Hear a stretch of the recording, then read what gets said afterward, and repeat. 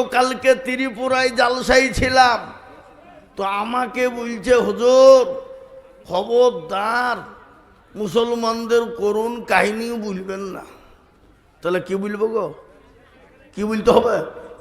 Villain হাদিস কোরআন দিয়ে বায়ান করেন, খবরদার কিছু বলবেন না। বলছে কেন, কি ব্যাপার? বলে হুজুর পরিস্থিতি বড় খারাপ। বলে কিচ্ছু হবে না, আল্লাহর ওপর ভরসা করো। আগে বলুন তো বেলডাঙ্গার মানুষ মারনেওয়ালাকে, এত জোরে বলুন কে? আর জিন্দা রাখনেওয়ালা আল্লাহ। যদি কাউকে মারে পৃথিবীর কারো ক্ষমতা আছে তাকে বাঁচিয়ে রাখতে পারে? আর আল্লাহ যদি কাউকে মনে করে মারব না, বাঁচিয়ে রাখবো, পৃথিবীর এমন কোনো পালুহান নাই যে তাকে মেরে দিতে পারে। সবের মালিককে, মারনেওয়ালা, জিন্দা রাখনেওয়ালা, মরণ এবং জান দেওয়ার মালিক। মানুষ যখন মারা যায়, হযরতে প্যারা নবী সাল্লাল্লাহু আলাইহি ওয়াসাল্লাম মালিকুল মউত আজরাইলকে জিজ্ঞাসা করে বলছে, আচ্ছা তুমি এতগুলা মানুষের জান তুমি কিভাবে কবজ করো, তোমার কষ্ট হয় না? তো আল্লাহ জানিয়ে দিয়ে বললেন, জিবরিল আজরাইল আলাইহিস সালাম বললেন, ওগো নবী, আল্লাহ মানুষকে কখন মরবে তার 40 দিন আগে আল্লাহর আরশ মহল্লায় একটা গাছ আছে, আর ওই গাছের পাতাটা হলুদ হয়ে যায়, আস্তে আস্তে আস্তে হলুদ হয়ে যায়। কে কতদিন কত জায়গায় একসাথে কে কতটা মরবে, সেই পাতাগুলা হলুদ হয়ে যায়। আস্তে আস্তে আস্তে আস্তে আস্তে যখন একবারে 37 দিনের কাছে পৌঁছে যায়, তখন আর 48 ঘন্টা টাইম থাকে। সেই সময় একবারে গাছের পাতাটা নরমাল হয়ে যায়, আর কোনো অস্তিত্ব থাকে না।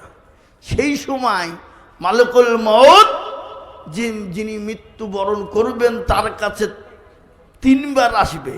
কবার? 3 বার। 3 বার এসে জিজ্ঞাসা করবে। কিন্তু প্যারা নবী বললেন, তাহলে সবারই কাছে আসবে? বলে না, আসবে ওই সমস্ত মানুষের কাছে যারা ঈমানওয়ালা, কলমাওয়ালা, কোরআনওয়ালা, দিনওয়ালা, নবীওয়ালা, সাহাবেওয়ালা, নবীর দিনকে মেনে নিল, ইসলামকে জীবনে আঁকড়ে ধরে ইসলামের পথ অনুসরণ করে চলল। তাদের কাছে 3 বার আসবে, আর আল্লাহ তাদেরকে সুযোগ দিবে যে আমার বান্দা যদি কোনো রকম ত্রুটি ভুল করে থাকে তাকে তওবা করার সুযোগ দিবে। দেখবেন যারা আল্লাহওয়ালা, দিনওয়ালা, ঈমানওয়ালা, তারা মৃত্যুর কিছু আগে বুঝতে পারে বাবজি যে আমি আর দুনিয়ার জমিনে বেঁচে থাকবো না। তখন ছেলে মেয়েদেরকে ডাকে, ছেলে মেয়ে, বিবি বাচ্চা যত আছে আত্মীয় স্বজনের কাছে ক্ষমা চাই। ক্ষমা চেয়ে নে। আল্লাহ বলল, বান্দা রে, আমি তোমাকে সুযোগ দিয়ে দিলাম রে বান্দা, এই 48 ঘন্টার ভিতরে যদি তুমি তোমার জীবনের সমস্ত গুনাহগুলা, তোমার যত দুনিয়ার জমিনে অন্যায় নাই করেছো, তুমি তওবা করে নিয়ে গুনাহগুলা ক্ষমা করে নিতে পারো, আমি আল্লাহ তোমাকে দুনিয়া থেকে যাওয়ার পরে কবরে আমি আল্লাহ এত সুখময় জায়গা তোমাকে দেব। খালি কবরই নয়, আমি আল্লাহ তোমাকে পরকাল সুন্দর জায়গা করে দেব। আল্লাহ সুযোগ দেয় মানুষকে 48 ঘন্টা। 48 ঘন্টার ভিতরে সে যদি তার জীবনের গুনাহগুলা আল্লাহর কাছে ক্ষমা চেয়ে নিয়ে জীবনের গুনাহগুলা মাফ করে দুনিয়া থেকে চলে যেতে পারে, তো আল্লাহ রাব্বুল আলামিন তার উপর খুশি হয়ে, রাজি হয়ে তার জন্য জাহান্নাম হারাম করে দিয়ে তাকে আল্লাহ দুনিয়ার ৭০ গুণ বড় জায়গা পরকালে কিয়ামতের ময়দানে আল্লাহ দান করবে। কিন্তু বাপ, আমাদের মনে হয় যে আমরা মৃত্যুর 48 ঘন্টা আগে আল্লাহর কাছে তওবা চাইতে পারবো, ক্ষমা চাইতে পারবো। এ বাবা, ক্ষমা চাইতে হলে, তওবা করতে হলে প্রকৃত মুমিন হতে হবে, নামাজি হতে হবে, কোরআনওয়ালা হতে হবে।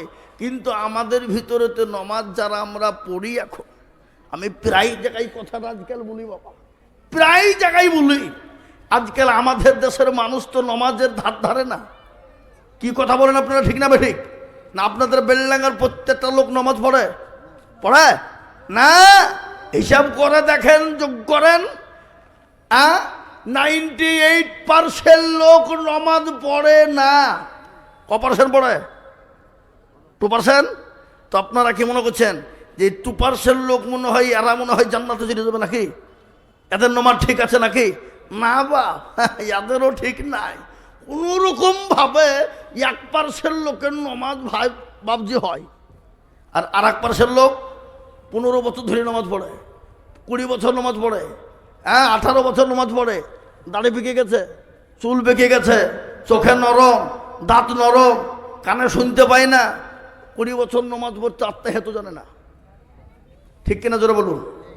দরুদ শরীফটা ঠিক করে বলতে পারে না, দোয়া কোনো জানে না, দোয়া মাসোরা জানে না, দোয়া সানা জানে না, ইন্না তাইনা কুল এই দুটো সূরা দিয়েই চালিয়ে দেয়।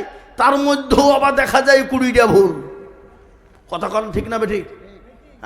এরা জীবনেও কোনোদিন দেখলুম না মার্কাজ মসজিদের ইমাম হোক, অন্য বড়ুয়ার মসজিদের ইমাম হোক, পাঁচরাহার ইমাম হোক, যেই ইমামই হোক না কেন, ইমামের কাছে বসে বলল না চাচা, বলি ইমাম সাহেব আপনি তো আমাদের ইমাম, তো একটু কোরআনটা ঠিক করে দেন, সূরাটা ঠিক করে দেন, নামাজ গেলা ঠিক করে দেন। জীবনেও বলবে না। কেন? বাইচান্স যদি মৌলবীর কাছে বসে যায়, আর মৌলবী যদি বাইচান্স যদি ভুল ধরিয়ে ফেলে, তাহলে মৌলবীর কাছে আমার আর পাইতারা কোনো রকম চলবে না, মাতাব্বরি চলবে না। আমি ঘ্যাবেটওয়ালা লোক, পয়সাওয়ালা লোক, চাকরি করে, আর ওই মৌলবী আমার ভুল ধরিবে, ওর কাছে আমার মাথা নিচু করবো? কত সহজ লয়। কিন্তু বাপরে, এ দুনিয়ার জমিনে আলেমের কাছে ছোট হইতে গিয়ে যদি কোরআনওয়ালা হয়ে যাও, দিনওয়ালা, ইমানওয়ালা, সূরাওয়ালা, নামাজি, পাক্কা মুমিন হয়ে যেতে পারো বাবা, পরকালটা তোমার জন্য সুখময় হয়ে যাবে। জীবনও শিখে না।